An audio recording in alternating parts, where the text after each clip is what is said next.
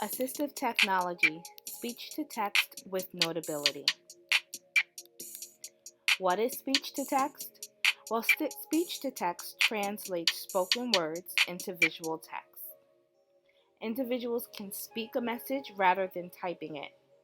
It uses a continuous speech in which a user fluently dictates text with pauses in between. It's a standard feature on iOS operating systems.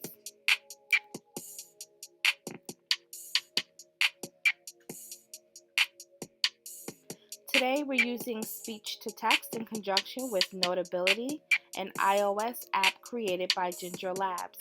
It's available as an application for purchase from the App Store for the price of $9.99. I first became aware of Notability as a recommendation for one of my students who struggled with decoding and encoding text through the Center for Assistive Technology for the New York City Department of Education. Since then, I discovered that my principal uses it as well for observations, and I've downloaded it for my son. With Notability, assignments may be uploaded, images may be embedded, sound can be recorded, pictures can be taken, and notes may be typed or written.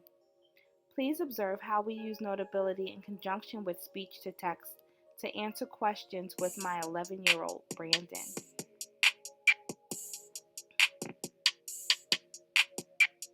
Speech to text within Notability is ideal for students with learning disabilities for reading and writing, and students who have limited fine motor ability. For students who think faster than they can write, with typical articulation, may benefit from the use of speech to text. It's also ideal for students who struggle to decode and encode print while maintaining typical comprehension. Speech to text may be incorporated in the classroom through notice and wonders when in the beginning of a lesson, answering short response questions, answering extended response questions, when learning to summarize, through essay writing, as well as exit tickets.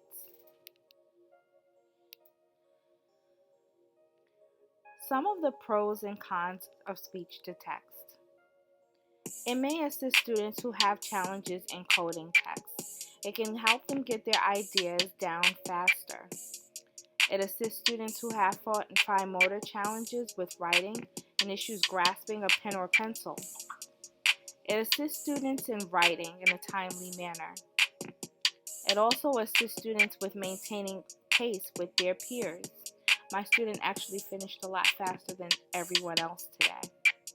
Some of the cons of using speech to text are challenges for students who have articulation issues, as their words may be jumbled or confused for something else.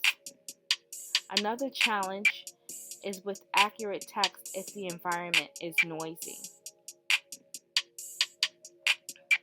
If students struggle to organize their idea, the dead space between them organizing their ideas may make it easier for it to pick up background noise and misconstrue their text or ideas. Now we're going to take a look at speech to text with Notability in action.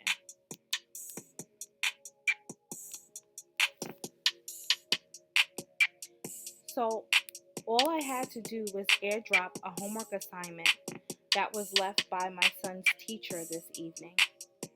And as you can see, I'm accepting the assignment and airdropping with Notability.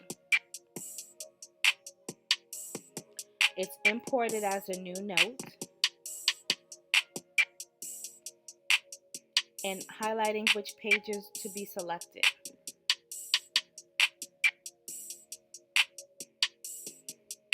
This is just a brief tutorial to tell you how to navigate Notability. So here I am using the speech to text feature with my son, and he's answering the question. He used the text option, the letter T at the top, to answer the question, what is the difference between weather and climate? Once the keyboard is accessed, we press the record button, which is located here at the bottom on the screen. This record button is used for audio, and that would be an audio recording within the text. So here we are highlighting his response and choosing a font and a color to differentiate it from the question that's being asked. Once again, wherever we're answering the question is where we're placing our text box. And again, the microphone is here that allows us to do speech to text.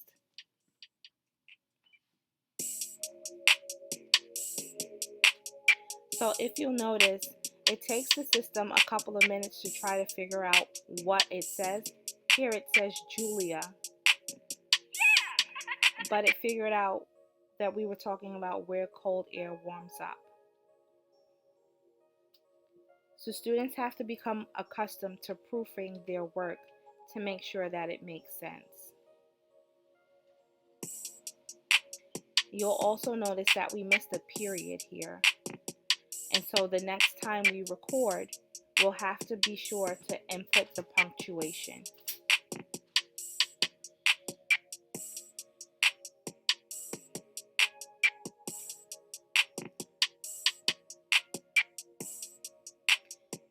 And you'll see it uncapitalized the T and made it a lowercase t.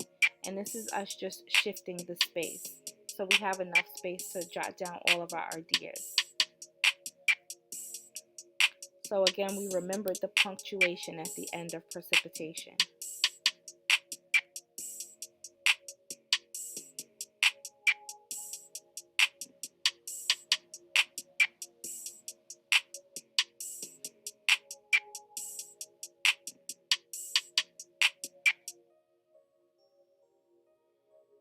It's important for students to remember to have ideas clearly in their head before they begin to access the speech-to-text feature.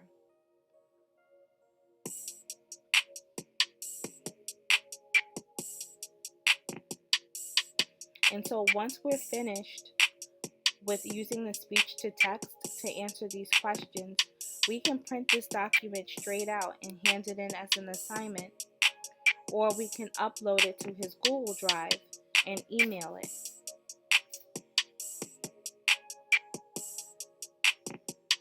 So right now the print is overlapping, but with just a nudge of the text box, we can just shift it so it's appropriate and it's not overlapping.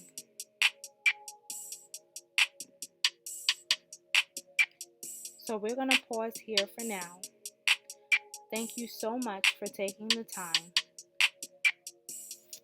for the speech to text presentation.